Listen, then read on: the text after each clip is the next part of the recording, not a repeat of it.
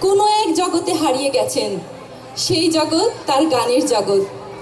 বড় চুল, জিন্সের প্যান্ট, শার্ট পরা, মনে হয়েছিল ভাবছেন কিছু।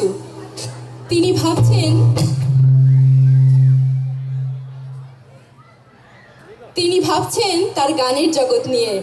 শুধুই আমাদের এবারের শিল্পী পার্থ বড়ুয়া। পার্থ বড়ুয়া চট্টগ্রামের ছেলে। তার মা স্কুলের শিক্ষিকা ছিলেন, বিধায় অল্প বয়সেই তার গানের হাতেখড়ি। স্কুল জীবনে তিনি বিভিন্ন অনুষ্ঠানে গান গেয়ে সুপরিচিতি অর্জন করেছেন। প্রথমে মেসেজ নামে একটি ব্যান্ডে গিটার এবং কিবোর্ডে তিনি যাত্রা শুরু করেন। পরে সোলস ব্যান্ডের মাধ্যমে তিনি সারা বাংলাদেশে জনপ্রিয়তা অর্জন করেন। 1989 সালে তার প্রথম ব্যান্ড রিলিজ হয়। এরপর আর থেমে থাকেননি। তিনি চলে গেছেন উপরে এবং অনেক উপরে। শুধু গান নয়, নাটকের ক্ষেত্রেও তার পদচারণা আছে।